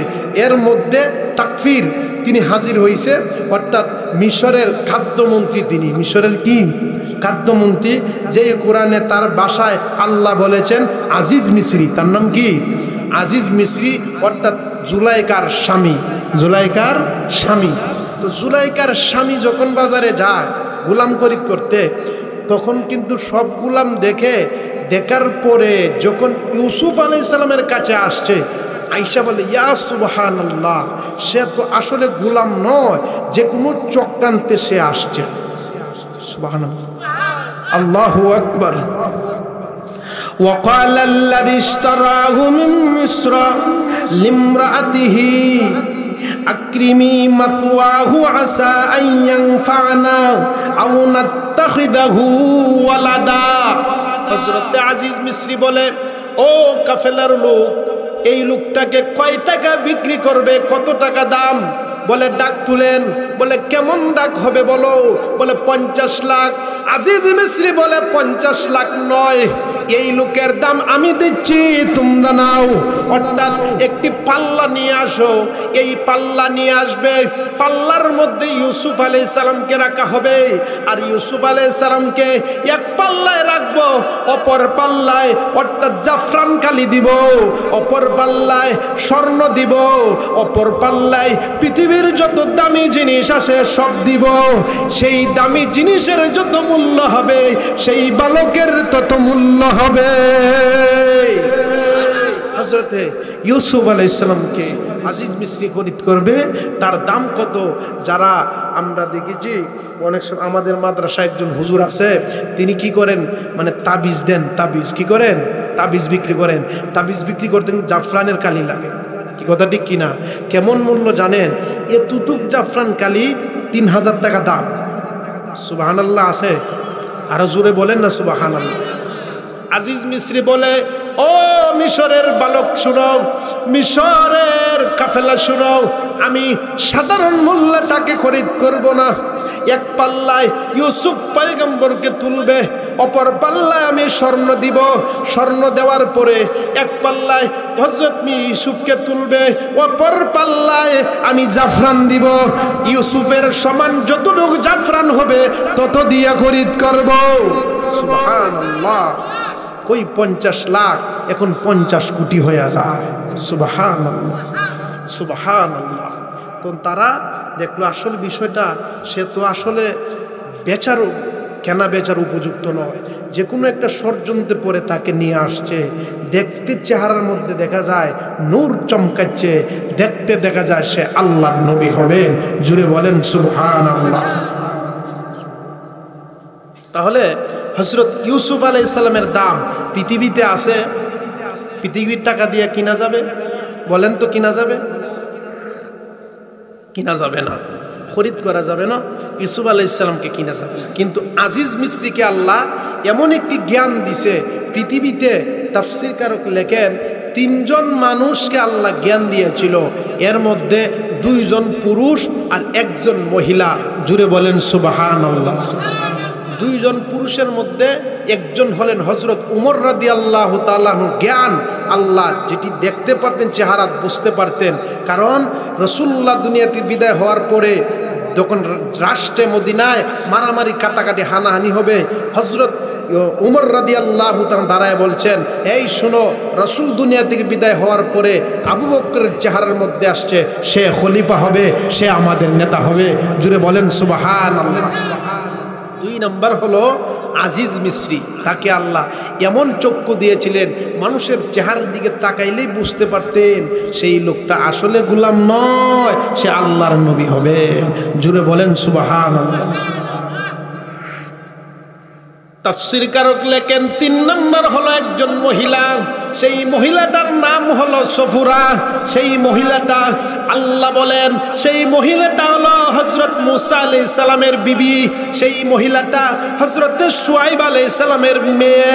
হযরত শুআয়ব আলাইহিস সালামের কাছে যখন মুসা আলাইহিস সালাম গিয়েছিলেন, তখন সফুরা দেখে বলে, বাবা, সেই যুবকটাকে আপনি চয়েস করেন, সেটাকে আপনি বাসায় রাখেন, সেটাকে আপনার বাসায় রাখেন, কারণ আমি তার চেহারাতে নবুয়তের চিহ্ন দেখেছি। আল্লাহ বলেন, পৃথিবীতে আমি এই রকম 3টা মানুষকে কিছু নিদর্শন দিয়েছিলাম, এর মধ্যে 1 নম্বর হলো আজিজ মিসরি। আজিজ মিসরি বলেন, ইউসুফের দাম সাধারণ টাকায় হবে না। হযরত আজিজ মিসরি ইউসুফ আলাইহিস সালামকে খরিদ করলেন। ওয়াকালাল্লাযী ইশতারাহু মিন মিসর লিমরাআতিহি আকরিমি মাথওয়াহু আসা আন ইয়ানফা'না আও নাত্তাখিদাহু ওয়ালাদা ওয়া কাযালিকা মাক্কান্না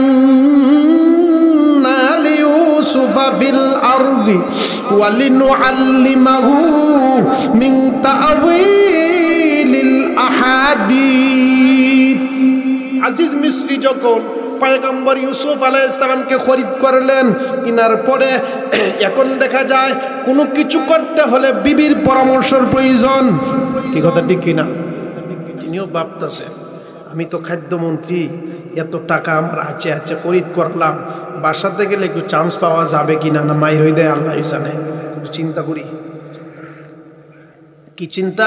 তিনি বলতেছেন, বাসার বিবির কাছে গিয়ে কি বলতে পারি, এমন কথা বলবো যেন বিবির মনটাও নরম হয়। জুড়ে বলেন সুবহানাল্লাহ।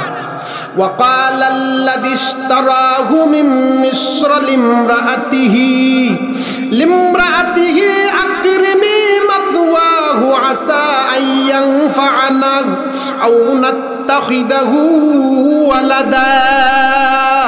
আল্লাহ বলেন, আজিজ মিসরি বলে, আমি যখন সেই বালকটাকে খরিদ করলাম, আমার বিবির কাছে গিয়ে বললাম, ও বিবি, লিমরাআতিহি, শুনো রে, আকরিমি মাথওয়াহু আসা আন ইয়ানফা'না, আমি একটা বালককে খরিদ করে নিয়ে আসলাম, সেই বালকটারে আমাদের উপকারে আসবে, আমাদের অনেক ফায়দা হবে, সেই বালকটা ভবিষ্যতে আমাদের কাজে লাগবে।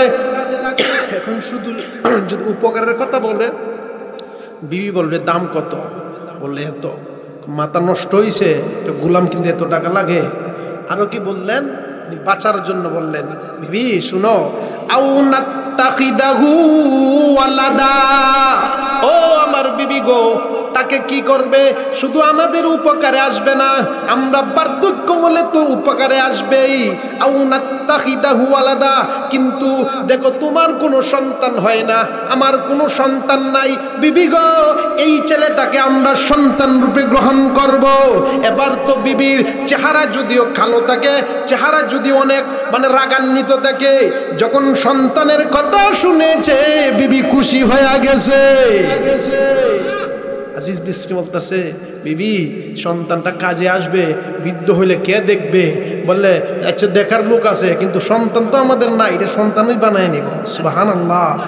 ওয়াকালাল্লাযী ইশতারাহু মিন মিসর লিমরাআতিহি আকরিমি মাথওয়াহু আসা আন ইয়ানফা'না আও নাত্তাখিদাহু ওয়ালাদা ও আমার বিবি গো, সেই বালকটাকে খরিদ করলাম, সাবধান, এটা তো আমাদের উপকারে আসবে, আমরা তাকে সন্তান হিসাবে গ্রহণ করে নিব।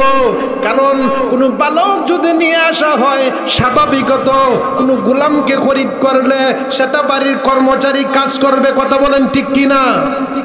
কিন্তু তাকে তো কাজের জন্য নিয়ে আসি নাই। কাজের গোলাম কিনলে 1 লক্ষ টাকা দিয়ে খরিদ করতে পারি, 50 কোটি টাকা দা ওই গোলামটাকে খরিদ করতাম না, কথা বলেন ঠিক কিনা? বলতেছে বিবি, আচ্ছা গোলামটাকে যেহেতু আনলাম, সাবধান, কাজ টাজ করাইবা না। তো মহিলা যদি বলে কাজ করাবো না, কিনছেন কেন, খরিদ করছেন কেন, প্রশ্ন আসে কি আসে না? সেই প্রশ্নের জবাব আজিজ মিস্ত্রি আগেই দিয়ে দিয়েছে।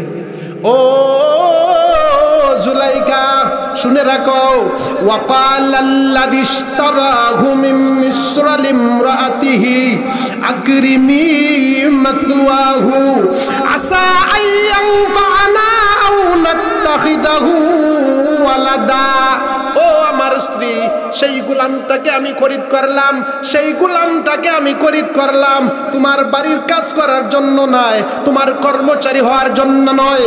আকরিমি মাসওয়াহু, সাবধান, সেই গোলামটাকে সম্মানের সহিত রাখবে, সেই গোলামটাকে বড় আদর করবে, সেই গোলামটাকে বড় আদর করবে, সেই গোলামটাকে সম্মানের সহিত রাখবে। কারণ সম্মানের গোলাম, এই সম্মানের বালককে আমি 50 কোটি টাকা দিয়ে খরিদ করি নাই, আমি বাসার কাজ করানোর জন্য তাকে খরিদ করি নাই। কারণ কাজের গোলাম অনেক পাওয়া যায়। আমি সেই ছেলের মধ্যে কিছু নিদর্শন দেখেছি, সেই ছেলে মিশরের বাজারের কোনো গোলাম হতে পারে না, সেই ছেলে বাজারের গোলাম হতে পারে না রে। সেই ছেলে অবশ্যই আল্লাহর নৈকট্যশীলদের একজন হবে।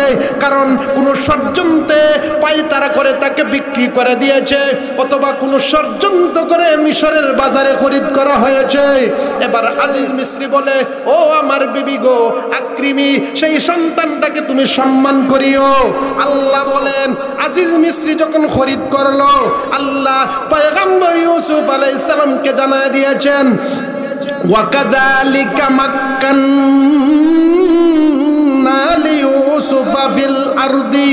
আল্লাহ বলেন, ও ইউসুফ পয়গম্বর, আমি বলতেছিলাম 4টা তাবির স্বপ্নের স্মরণ আছে তো? বলেন আছে তো? 1 নম্বর নেতা হবে, 1 নম্বর কি নেতা হবে। এবার আসুন, আল্লাহ সেই স্বপ্নের তাবির 2 নম্বর তাবির, এতক্ষণ পর্যন্ত যে আলোচনা করেছি সেটা হলো নেতাগিরির আলোচনা। সেটা কি বলেন? 2 নম্বর হলো সামনে আসবে যেই নিয়ামত আল্লাহ তাকে দান করবেন, আরেকটা তাকে আল্লাহর প্রদত্ত নিয়ামত সেটা নির্বাচন করবেন, রাষ্ট্রপ্রধান আল্লাহ বানাইবেন। সেই ঘোষণা আমরা পাইলাম 20 নম্বর আয়াতে, অর্থাৎ 21 নম্বর আয়াতে। সেই ঘোষণা আল্লাহ দিয়ে সামনে আবার আরেকটি বিপদ। তো আমি বলছিলাম, যেই নিয়ামত আল্লাহ তাকে দান করবেন, নিয়ামতের আগ মুহূর্তে একটা বিপদ আসবে, এমন বিপদ আসবে প্রাণ বাঁচবে কি বাঁচবে না এমন একটি বিপদ, কঠিন বিপদ আসবে। প্রত্যেকটা নিয়ামতের আগে একটি বিপদ আসবে। এই 20 নম্বর আয়াত পর্যন্ত হলো 1ম নম্বরের প্রথম বিপদ। সুবহানাল্লাহ বলবেন না? আরো জোরে বলেন সুবহানাল্লাহ। এবার হলো 2 নম্বর আল্লাহ নিয়ামত দান করবেন। আমি বলতেছিলাম, ওয়াকাযালিকা ইয়াজতাবিকা রাব্বুকা ওয়া ইউআল্লিমুকা মিন তা'ওয়িলিল আহাদিস ওয়া ইউতিম্মু নি'মাতাহু আলাইকা ওয়া আলা আলি ইয়াকুব ওয়া আলা আলি ইয়াকুব কামা আতাম্মাহা আলা আবাওয়াইকা মিন ক্বাবলু ইব্রাহিম ওয়া ইসহাক ইন্না রাব্বাকা আলীমুন হাকীম। ও জগৎ জগৎবাসীরে, তোমাদের কাছে আমি আল্লাহ ইউসুফ পয়গম্বর আলাইহিস সালামের আলোচনা করেছি। এক নম্বর নিয়ামত হলো বাবা যখন দুনিয়ার থেকে বিদায় হবে অথবা বার্ধক্যে উপনীত হবে, আল্লাহ বাবার স্থলাভিষিক্ত ইউসুফকে আল্লাহ নেতাগিরি দান করবেন। দুই নম্বর হলো আল্লাহ ইউসুফকে এমন একটি রাষ্ট্রের আল্লাহ রাষ্ট্রনায়ক বানাইবেন। সেই রাষ্ট্রনায়কের আলোচনা আল্লাহ 21 নম্বর আয়াতে করেছেন। আল্লাহ বলেন ওয়াকাদালিকা মাক্কান্না লিইউসুফ وكذلك مكنا ليوسف في الأرض ولنعلمه من تأويل الأحاديث। আল্লাহ বলেন ইউসুফ পয়গম্বর আলাইহিস সালাম 2 নম্বর এই স্বপ্নের ব্যাখ্যা হলো, 2 নম্বর তাবির হলো আল্লাহ মিশরের রাষ্ট্রপ্রধান বানাইবে। আল্লাহ বলেন ওয়াকাদালিকা মাক্কান্না লিইউসুফা ফিল আরদি, আমি ইউসুফকে মক্কায় মানে মাক্কান্না স্থান দিব, ইউসুফকে এই জমিনে মিশরের মধ্যে ইউসুফ আলাইহিস সালামকে আমি আল্লাহ রাজত্ব দান করব। আল্লাহ বলেন। তো আলহামদুলিল্লাহ আমাদের প্রধান মেহমান তো আইসা পড়ছে, আপনাদের ইমাম সাহেব হুজুর অনেক সুনাম ওনার করেছেন, উনি গাজী ইয়াকুব উসমানী হুজুর নাকি, উনি আইসা পড়ছেন, মর্দে মুজাহিদ ইনশাআল্লাহ উনি আলোচনা করবেন। আমি অল্প সময় ইনশাআল্লাহ কথা বলব।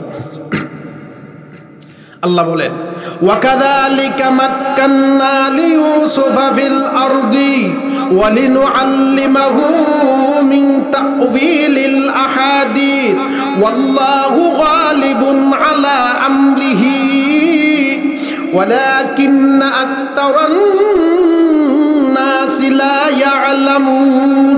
আল্লাহ বলেন 2 নম্বর স্বপ্নের তাবির হলো রে আমি আল্লাহ মিশরে তাকে রাজত্ব দান করব, মিশরে আমি আল্লাহ তাকে রাজত্ব দান করব, মিশরের মালিক বানাবো, আমি আল্লাহ মিশরের প্রেসিডেন্ট বানাবো।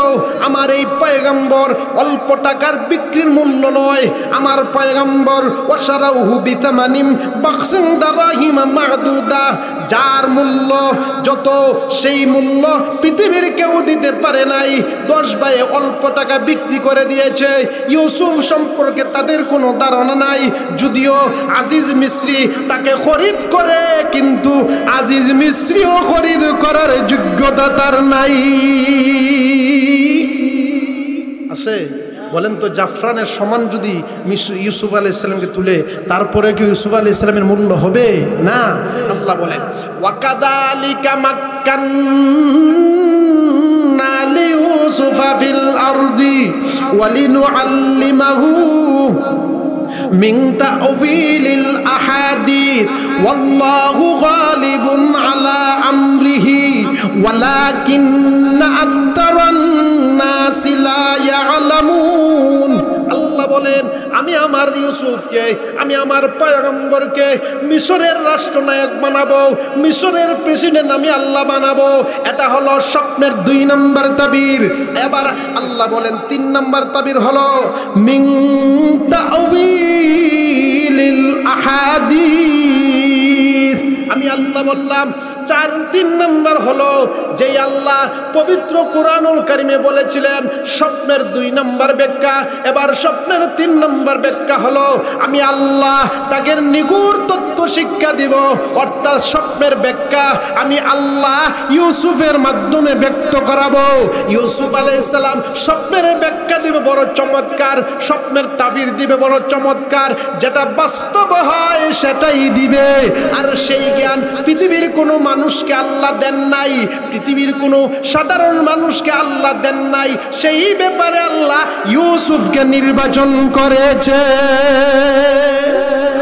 আল্লাহ বলেন যে আমি ইউসুফ আলাইহিস সালামকে 1 নম্বর হলো বাবা বার্ধক্য হলে যেই বাসার মানে ঘরোয়াভাবে যে কর্তৃত্ব সেটার দায়িত্ব ইউসুফ পাবে। 2 নম্বর হলো আমি আল্লাহ ইউসুফ আলাইহিস সালাতু ওয়াস সালামকে একটা রাষ্ট্রের অধিনায়ক বানাবো, রাষ্ট্রপ্রধান বানাবো। 3 নম্বর হলো স্বপ্নের নিগুড় তত্ত্ব আমি আল্লাহ শিক্ষা দিব।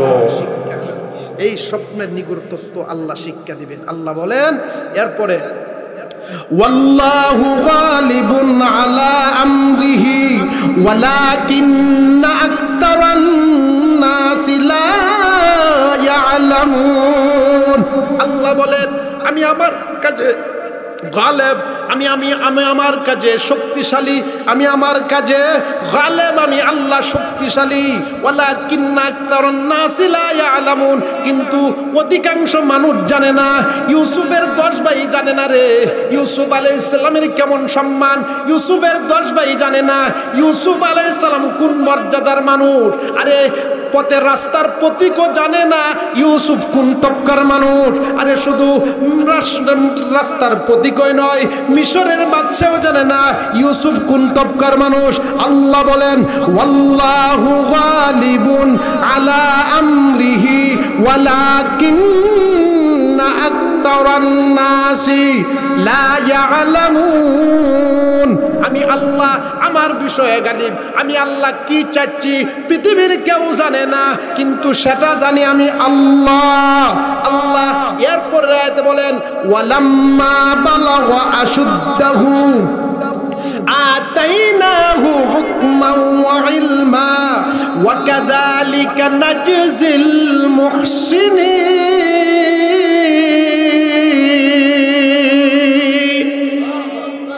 হযরত ইউসুফ আলাইহিস সালাম যখন আজিজ মিসরির বাসাতে একটু বড় হতে লাগলেন, মুফাসসির ইকরাম বলেন যখন বালেগে পদার্পণ করলেন, আল্লাহ বলেন তখন থেকে আমি হিকমা শিক্ষা দিতে আরম্ভ করলাম। আতাইনাহু হুকমা, আমি আল্লাহ তাকে হিকমত দান করলাম রে, ওয়া ইলমা, আমি আল্লাহ ইউসুফ পয়গম্বর আলাইহিস সালামকে ইলম দান করলাম। আল্লাহ বলেন ওয়া কাযালিকা নাজজিল মুহসিনিন, আমি এই মুহসিনিন বান্দাদেরকে আমি আল্লাহ ওইভাবে জাযা দিয়ে থাকি। মুহসিনিন বান্দাদেরকে, নেককার বান্দাদেরকে আমি আল্লাহ ওইভাবে পুরস্কৃত করে থাকি।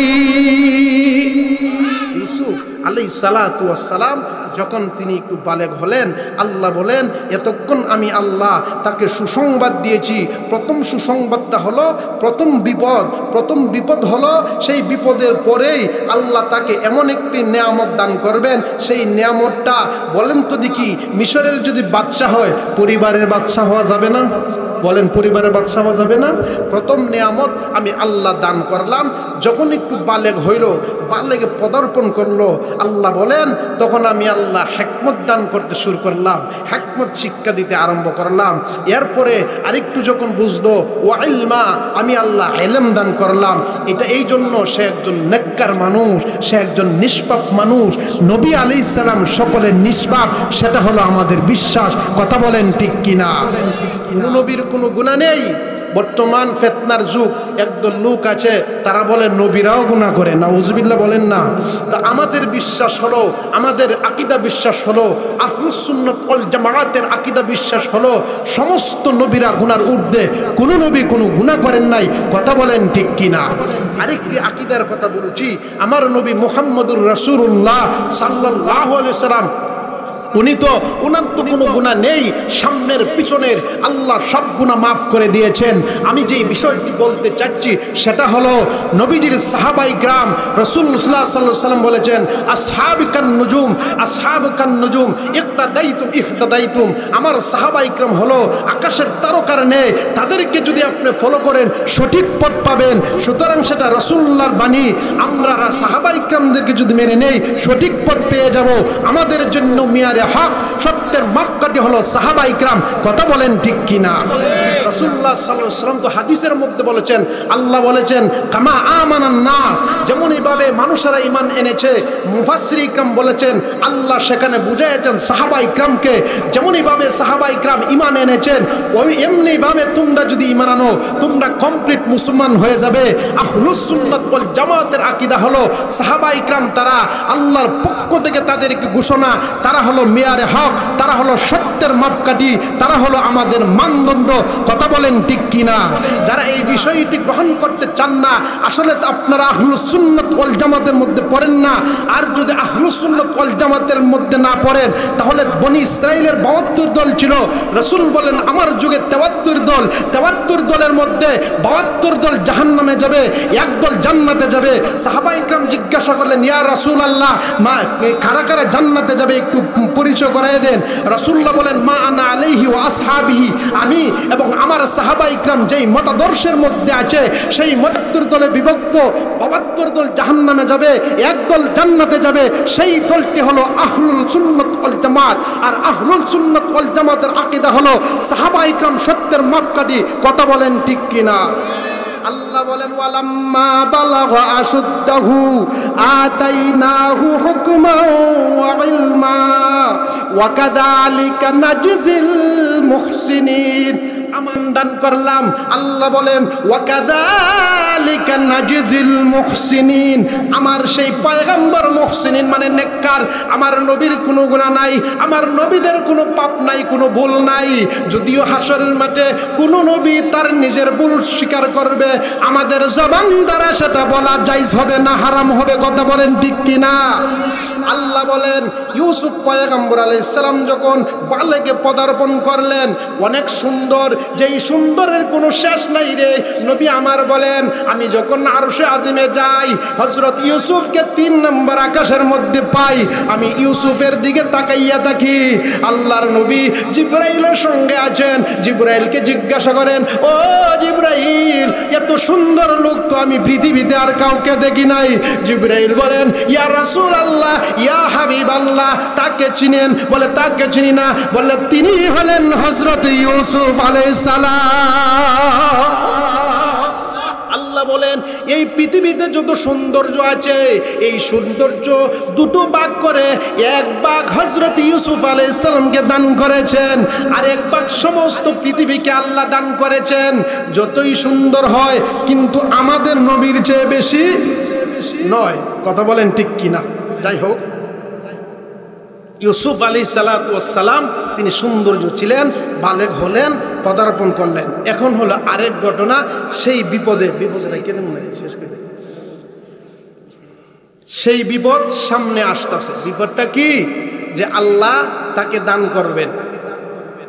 আল্লাহ বলেন, وراودته التي هو في بيتها عن نفسه وغلقت الأبواب وقالت هيت لك قال معاذ الله إنه ربي أحسن مثواي إنه لا يفلح ইন্নাহু লা ইউফলিহুজ জালিমুন। আল্লাহ বলেন, যখন আমি আল্লাহ 2 নম্বর নিয়ামত দান করব রে, সামনে আরেকটি বিপদ আসবে। সেই বিপদ যখন কেটে উঠবে, আমি আল্লাহ তাকে 2 নম্বর নিয়ামত দান করব। কেমন নিয়ামত? আল্লাহ বলেন, ইউসুফ আলাইহিস সালাম যখন আজিজ মিসরির ঘরে থাকে, তাকফিরের ঘরে থাকে, এবার জুলাইকা হযরত ইউসুফ আলাইহিস সালামকে প্রতিদিন দেখে। সুবহানাল্লাহ। আর জুরে বলেন, ঘরে যদি আপনি রাইখা যায়, বাবায় সন্তান মার কাছে থাকবে না? তিনি তো প্রতিদিনই দেখে। এতদিন তো নাবালক ছিল, ছোট ছিল, এখন যখন বালেগ হইল, তো ইউসুফ আলাইহিস সালাম চেহারার মধ্যে তাকায়, এত সুন্দর মানুষ পৃথিবীতে আর নাই।